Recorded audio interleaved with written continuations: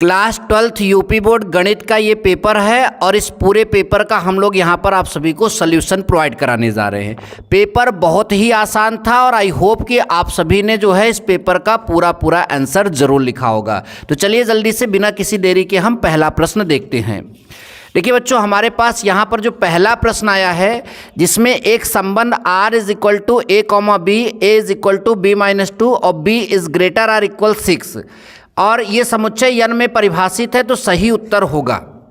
बच्चों यहाँ पर जो आपका यहाँ दिया है कि R में कौन सा एलिमेंट यहाँ पर आएगा, ये वाला, ये वाला, ये वाला, ये वाला। तो ज़रा ध्यान से देखो, A बराबर क्या दिया, b-2, यानी A का मान B पर डिपेंड करेगा और B का मान कहाँ से आप लोगे, B का मान या तो 6 के बराबर रख लो या तो 6 से ज़्यादा रख लो। तो पहले 6 के बराबर रख कर देखते हैं। तो अगर B का मान 6 के बराबर रखोगे तो 6 में से 2 जाएगा 4, यानी A का मान 4 आएगा। कहीं ऑप्शन में A का मान 4 दिख रहा है, नहीं दिख रहा है, यानी तो अब ये आपका B का मान 6 के बाद क्या रखेंगे हम, b का मान 8 रख कर देखते हैं।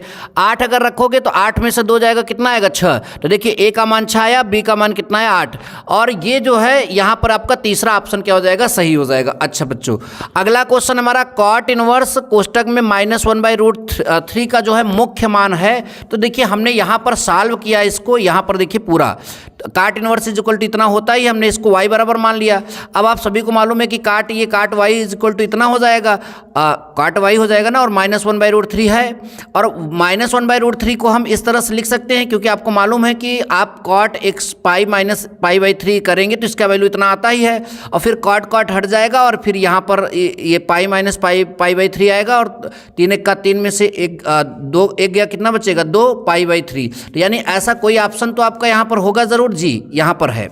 नेक्स्ट है सारणिक को हल करना था, और सारणिक को हल करना बहुत ही इजी होता है। इसका इसमें गुणा कर दीजिए -2 और इसका इसमें गुणा करेंगे -20, और ये माइनस प्लस 20 में से 2 गया, कितना आएगा 18। 18 आपका यहाँ पर ऑप्शन में दिख रहा है।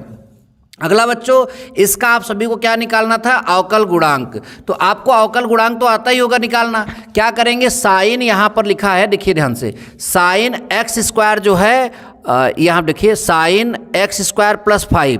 तो आप इस साइन का जब अवकलन करेंगे तो क्या होता है, कॉस और इतना लिख दीजिए x² + 5, ठीक। और फिर इस x² + 5 का करेंगे तो x² का कितना बन जाएगा, 2x बनेगा और 5 का 0 हो जाएगा। तो यही आपका उत्तर होना चाहिए, 2x cos x² + 5। ऐसा कोई तो ऑप्शन आपका यहाँ पर होना चाहिए। तो 2x cos x² + 5 पहला ऑप्शन है जो कि सही हो जाएगा। अब आपका अगला क्वेश्चन हमारा यहाँ पर है। देखिए अगला क्वेश्चन जो है उसको हम यहाँ पर आप सभी को हल करके दिखाते हैं। a बराबर दिया है, a' जो है जोड़ेंगे तो i के बराबर आएगा। तो हम यहाँ पर a की वैल्यू लिख लेते हैं, क्या, cos अल्फ़ा, फिर माइनस साइन अल्फ़ा, ठीक है।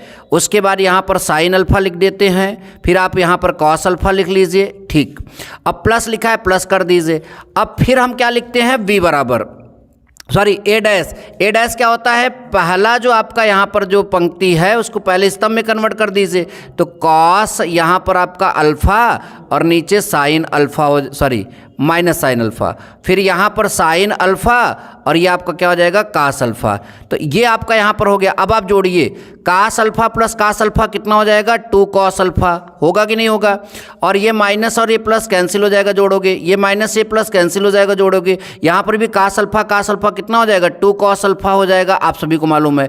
और यहाँ पर 0 आया, यहाँ पर 0 आया। इधर आपको मालूम होना चाहिए कि जो आई होता है इकाई आव्यूह होता है, इकाई आव्यूह की वैल्यू 1001, ये आपको मालूम है। यानी यहाँ पर अगर आप तुलना करोगे तो 2 cos alpha is equal to कितना आएगा, 1। तो लिख दो 2 cos alpha is equal to 1, यानी cos alpha is equal to 1/2। और 1/2 कास किसका मान होता है, कास 60 अंश का मान होता है, और 60 को हम लोग क्या लिखते हैं, π/3। क्या लिखते हैं, π/3। आइए देखते हैं ऐसा कोई ऑप्शन यहाँ पर है, तो ऑप्शन तो होना चाहिए, ऑप्शन आपका है भी π/3। तो अल्फ़ा की वैल्यू इसमें क्या निकल कर आएगी बच्चों, π/3। तो आई होप कि आपको ये समझ में आया।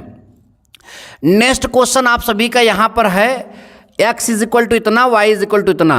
तो बिंदु इतने पर dy/dx निकालना है। तो देखो पहले आप जो है ये t वाले मतलब t चर में दिया गया है, तो आप पहले इसका t के सापेक्ष अवकलन निकाल लीजिए। तो जो dx/dt निकल कर आएगा, ध्यान से देखिए, तो t² का कितना हो जाएगा, 2t, और 3t का कितना हो जाएगा, 3। तो ये आपका निकल कर आएगा, और 8 का 0 हो जाएगा। फिर यहाँ पर dy/dt आपका निकालोगे तो कितना हो जाएगा, ये 2t² का हो जाएगा 4t, ठीक, और उसके बाद -2t का हो जाएगा 2, इतना आपने निकाल लिया। अब आप यहाँ से क्या निकालिए, dy/dx। तो आपने dy/dx निकालना है, तो ये dy/dx में जब आप निकालोगे तो ये वाला पार्ट ऊपर रखोगे यानी 4t - 3, और dx वाला ये वाला पार्ट नीचे लिखोगे 2t प्लस क्या लिखोगे 3। अच्छा, पॉइंट क्या दिया है, पॉइंट आपका दिया है 2, -1 पर जो है हमें क्या निकालना है, हमें निकालना है dy/dx का मान। तो ये 2, -1 पर निकालना है, ध्यान दीजिएगा। तो इसमें अगर हम इसका मान रख देंगे तो इसके आगे का प्रोसेस आप लोग शायद कर लेंगे। ठीक, आगे चलते हैं। अगला है हमारा साइन mx का x के सापेक्ष अवकलन करिए। तो आपको मालूम है साइन का अवकलन करोगे तो क्या हो जाएगा, cos mx हो जाएगा, और mx का अलग से करोगे तो यम आएगा, यानी यम cos mx जो है इसका उत्तर हो जाएगा। नेक्स्ट है a डॉट, मतलब कि यहाँ पर a डॉट b का मापांक लेंगे तो a डॉट b का होगा ab cos थीटा, केवल मापांक माने वैल्यू लेंगे, और a क्रॉस b का लिखेंगे तो ab साइन थीटा, क्या होता है ab साइन थीटा। अच्छा बच्चों, ab से b कैंसिल हो जाएगा, साइन थीटा बटा कास थीटा मतलब टेन थीटा बराबर कितना हो जाएगा 1, तो यानी 45 अंश यहाँ पर जो है थीटा की वैल्यू आएगी। आई होप कि आपको ये समझ में आया।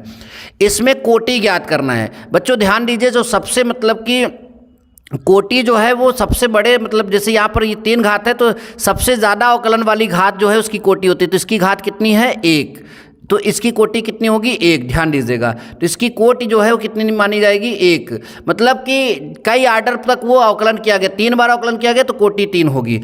अब यहाँ पर जो है इसका समाकलन करना था, फर्स्ट और सेकंड फंक्शन मानकर आप इसको करे होंगे। ठीक, तो पेपर बहुत ईजी आया था बच्चों मैथ का, यहाँ पर ध्यान दीजिए, बहुत ही ईजी आया था।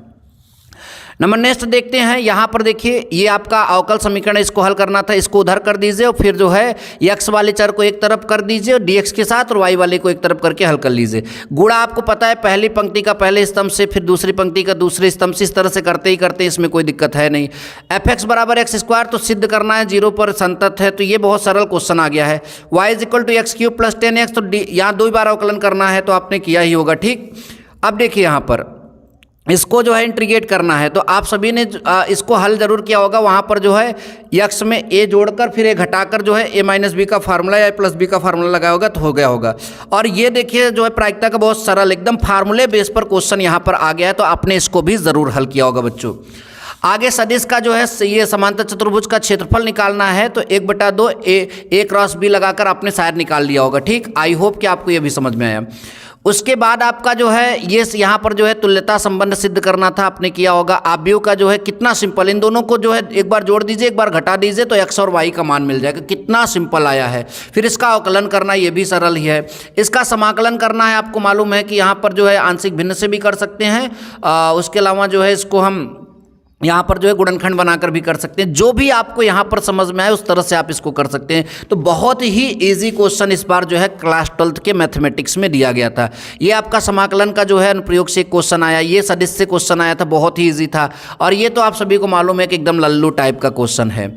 तो अगला आपका देखिए ये 5-5 नंबर के भी बहुत सरल प्रश्न इस साल आ गए थे। ठीक, आगे देखते हैं। ये हर साल पूछे जाने वाला 8 नंबर का क्वेश्चन इस बार भी आ गया, और ये दिया है a इनवर्स भी निकालने का आपका यहाँ पर आ गया। तो किसी एक को करना था तो कोई एक आपने ज़रूर किया होगा। और यहाँ पर जो है ये लंब दिखाना था, यहाँ पर जो है p का मान ज्ञात कीजिए ताकि इस कंडीशन में ये दोनों लंब हो। ठीक, तो आई होप कि आपने इसको भी ज़रूर हल किया होगा। अब आगे देखते हैं लास्ट में। तो हमारे पास जो है ये क्वेश्चन है जो कि रिपीटेड क्वेश्चन है, ये पिछले साल भी पूछे गए हैं। थैंक यू सो मच, जय हिंद, वंदे मातरम।